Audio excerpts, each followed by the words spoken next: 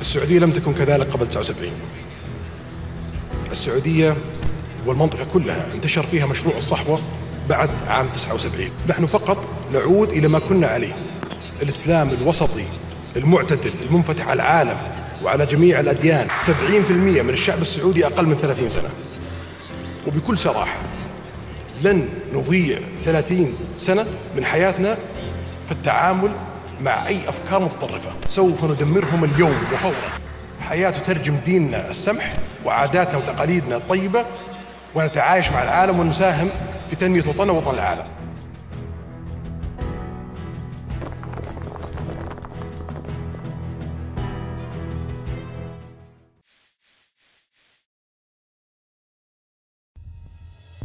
منتصف الثمانينيات في العاصمة السعودية الرياض، قرابة النصف عقد كان قد مر على ما يعرف بالصحوة. والصحوة في المملكة العربية السعودية مصطلح يشير إلى حركة فكرية بدأت بالانتشار داخل المملكة، قادها عدد من الدعاة الذين مزجوا ما بين الفكر الوهابي ونهج الإخوان المسلمين، وهم معروفون بتشددهم وسعيهم لفرض معتقداتهم على الناس. وأبرز قادة هذه الصحوة سلمان العودة وسفر الحوالي وعوض القرن وغيرهم. تغييرات كثيرة طرأت على المجتمع السعودي منذ انتشار الصحوة ورجالها. مش كانت مجاملات، ما كانت لله، كانت للناس. كان هناك قبل الصحوة قبول للآخر، تقبل الشخص الآخر. فالمملكة ما قبل الصحوة كانت كباقي أغلب البلاد العربية، شعبها منفتح على الآخر، وتنمو فيها حركة فنية وثقافية، وتذهب فيها المرأة للعمل والدراسة دون أن يفرض عليها زي معين، ودون أن تمنع من ممارسة أي فعل طبيعي.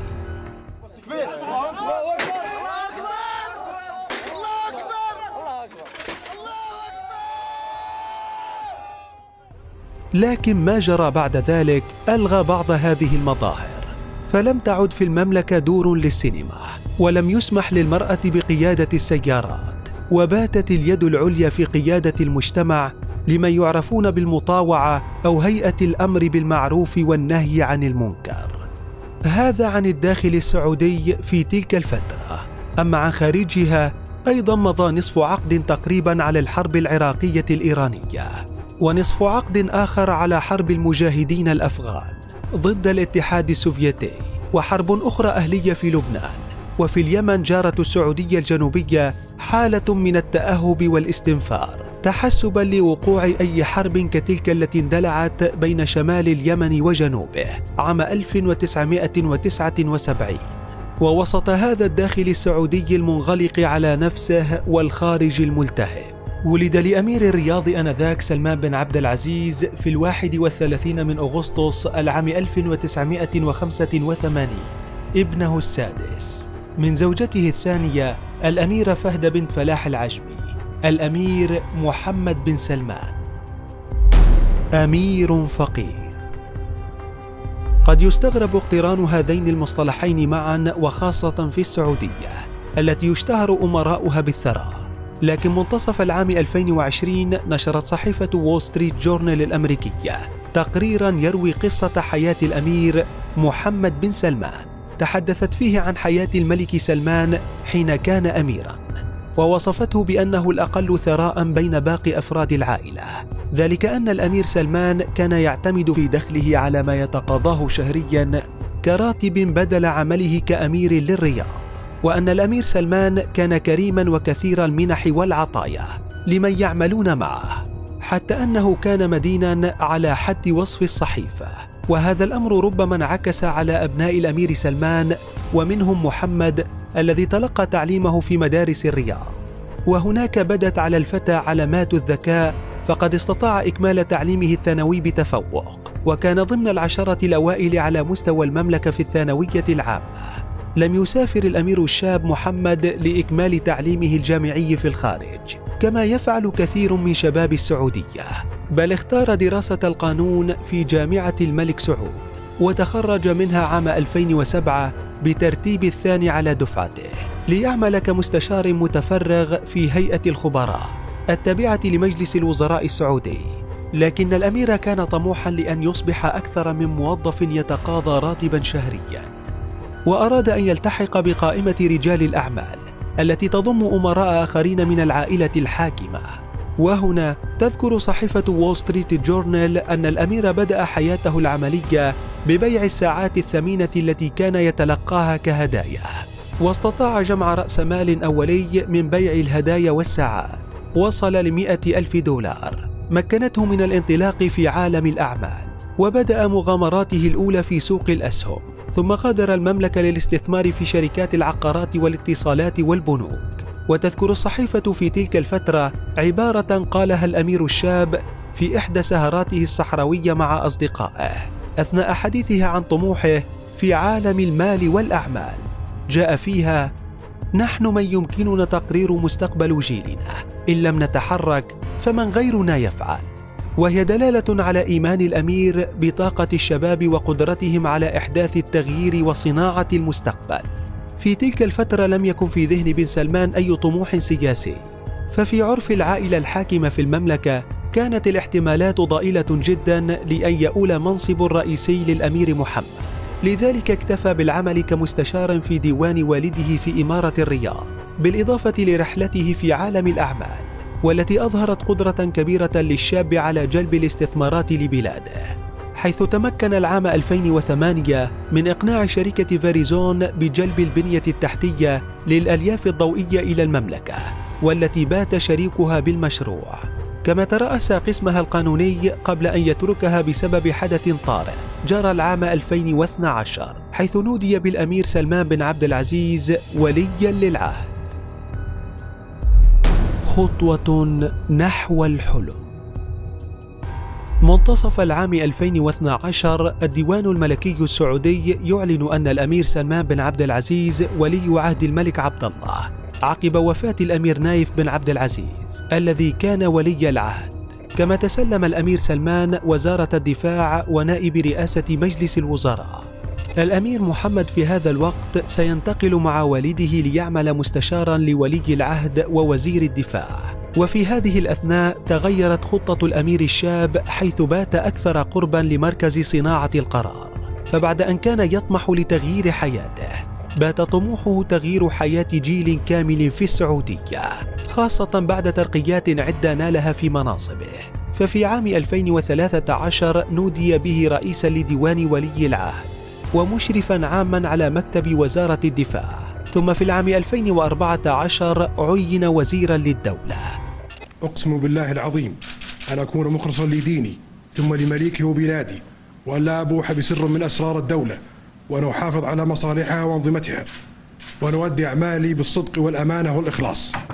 وبدا خلال فترة ولاية عهد الأمير سلمان نشاط ملحوظ لنجله الأمير الشاب، خاصة على الصعيد الاقتصادي، حيث بدأ الأمير سلمان في تلك الفترة سلسلة زيارات لقارة آسيا المنافس الاقتصادي الجديد للغرب، شملت باكستان والهند واليابان. وبدا أن المملكة السعودية تريد الانفتاح على العالم أكثر، خاصة مع زيارات سابقة للأمير سلمان أثناء ترأسه لوزارة الدفاع لبريطانيا والولايات المتحدة وإسبانيا، ووضع ملف إيران وتوسعها على سلم الأولويات، ما سيصبح العهد الجديد في السعودية. ليأتي العام 2015 واضعا الملك سلمان ونجله محمد في موقع السلطة ومركز صنع القرار. ولي عهد ملك. مطلع العام 2015 نودي بالملك سلمان ملكا على البلاد خلفا للملك الراحل عبد الله بن عبد العزيز، واختير الأمير مقرن بن عبد العزيز وليا للعهد قبل أن يتنحى الأمير عن منصبه طواعية ليؤول المنصب للأمير الشاب محمد بن نايف، وليختار بذات الوقت الأمير محمد بن سلمان لمنصب ولي عهد المملكة، فيما بدا أنها سياسة جديدة في السعودية يجري فيها ترحيل وتسليم السلطة لجيل أكثر شبابا، ولتكون سابقة في المملكة السعودية أن تخرج السلطة لأول مرة من أبناء الملك عبد العزيز إلى الأحفاد.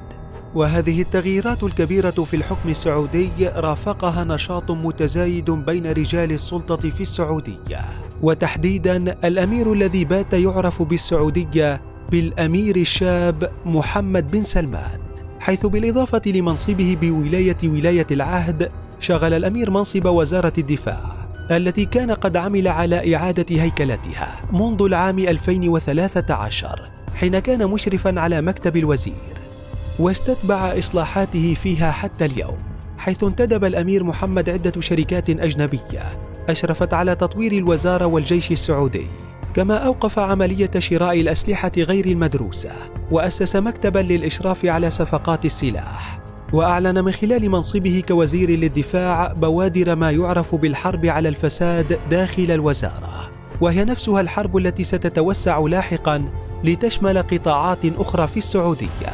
لكن ليست الحرب على الفساد هي الحرب الوحيدة التي سيخوضها الأمير، ففي مارس من العام 2015 أعلنت السعودية قيادتها لتحالف عربي يهدف لقتال المتمردين الحوثيين الذين كانوا قد انقلبوا على الحكومة الشرعية في اليمن، وهي حرب في الدرجة الأولى تهدف لإعادة الاستقرار في اليمن على حد وصف التحالف العربي، وفي الدرجة الثانية تهدف للتصدي للمشروع الإيراني في المنطقة العربية، حيث يتلقى الحوثيون دعما إيرانيا لضم صنعاء لقائمة العواصم العربية التي تتبع لنظام طهران، وهي المرة الأولى في تاريخ السعودية الحديث التي يخرج فيها جيش المملكة العربية السعودية للقتال خارج الحدود. لكن حتى الحرب في اليمن لم تكن هي أيضا المعركة الوحيدة للأمير، ففي انتظاره معارك أخرى سيخوضها لاحقا، لكن بعد توليه منصبا جديدا يقربه أكثر من الحكم.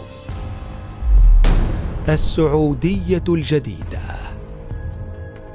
في منتصف العام 2017 أصدر الديوان الملكي السعودي أمرا يقضي بإعفاء الأمير محمد بن نايف من منصب ولاية العهد، وتعيين الأمير محمد بن سلمان وليا للعهد ونائبا لرئيس مجلس الوزراء، أمر سيقوي شوكة الأمير للقيام بسلسلة إجراءات وتغييرات كبرى داخل السعودية، وصفها البعض بالإصلاحية في حين استغربها البعض الآخر. حرب جديدة سيدق محمد بن سلمان طبولها، هي الحرب على التطرف والتشدد في السعودية، وسيكون أكثر شدة وحزما فيها، وعلى حد وصفه سيدمرهم تدميرا. 70% من الشعب السعودي أقل من 30 سنة، وبكل صراحة لن نضيع 30 سنة من حياتنا في التعامل مع أي أفكار متطرفة، سوف ندمرهم اليوم وفورا. فالرؤية الشاملة للرجل لا تتضمن فقط إصلاحات سياسية واقتصادية، وإنما أيضا اجتماعية، فصدرت في المملكة قرارات لأول مرة تسمح للمرأة بقيادة السيارات، وترفع الولاية عنها وعليها بأمور متعددة. كما جمدت نشاطات هيئة الأمر بالمعروف، وفتحت السعودية ذراعيها للحفلات الفنية ودور السينما، ونشأت هيئة الترفيه التي من شأنها تغيير الصورة النمطية عن المملكة.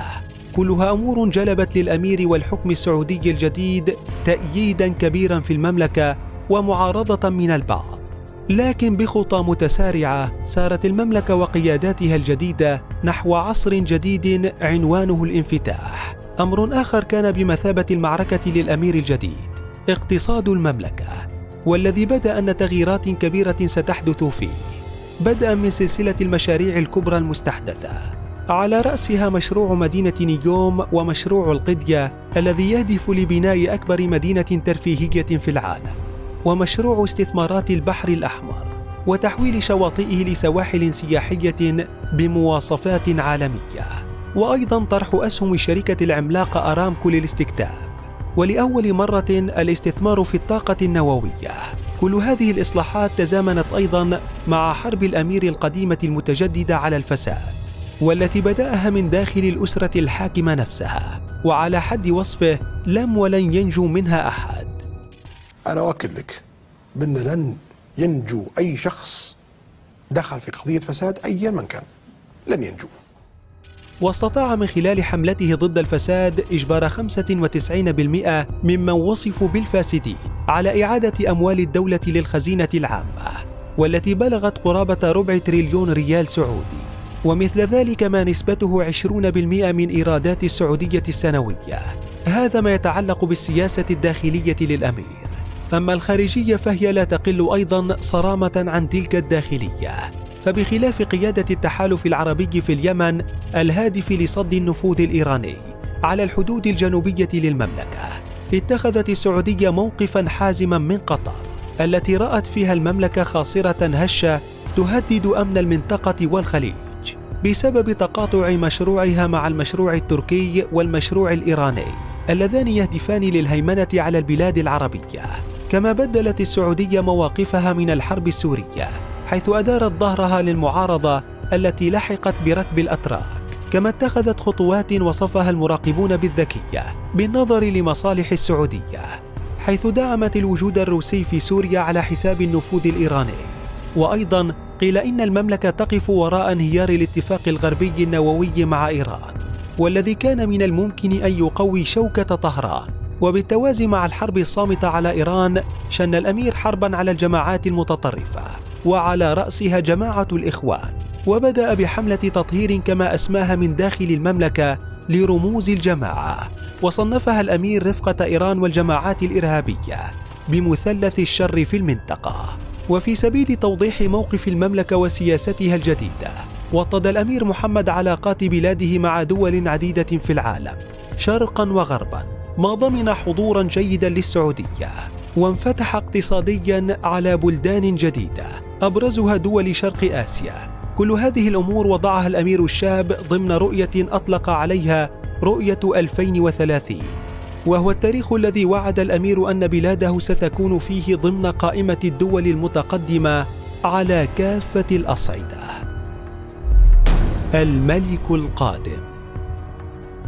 كل حروب الأمير التي خاضها داخليا وخارجيا، كما جلبت له مؤيدين ومعارضين، جلبت له انتقادات كبيرة، أبرزها في ملف حقوق الإنسان الذي لاحق الأمير داخليا وخارجيا، وهو ما تسميه السعودية أخطاء تحصل. كما جلبت للأمير الشاب الذي يعد بمثابة الملك القادم لقيادة السعودية حروبا مضادة، وعلى الرغم من ضراوتها إلا أن الأمير حتى الآن ما زال صامدا في وجهها، ولم تعق مشروعه الذي يسميه بالإصلاحين، واكتسب سمعة عالمية حسنة لدى البعض، وعلى عكس ذلك لدى البعض الآخر لكنه أثبت حضورا على الساحة الدولية. ففي عام 2017 وضعته مجلة فوربس العالمية ضمن قائمة الشخصيات الرائدة في التغيير، كما حل في نفس العام في قائمة أكثر 3 شخصيات مؤثرة في العالم في مجلة بولومبورغ العالمية.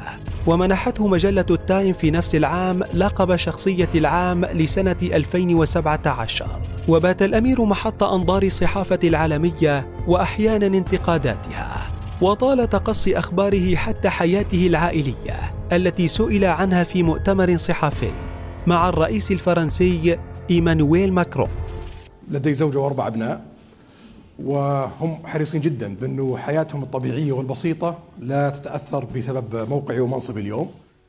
والأمير محمد بن سلمان متزوج من ابنة عمه الأميرة سارة بنت مشهور بن عبد العزيز، وله منها 4 أبناء، سلمان ومشهور وفهد ونورة، وهم بعيدون حتى الآن عن حياة الأمير الصاخبة التي يعتقد أنها ستكون أصخب في حال بات الأمير ملكا لواحدة من أكبر البلاد العربية اقتصاديا وتأثيرا في السياسة، بالإضافة لمكانتها الدينية والثقافية.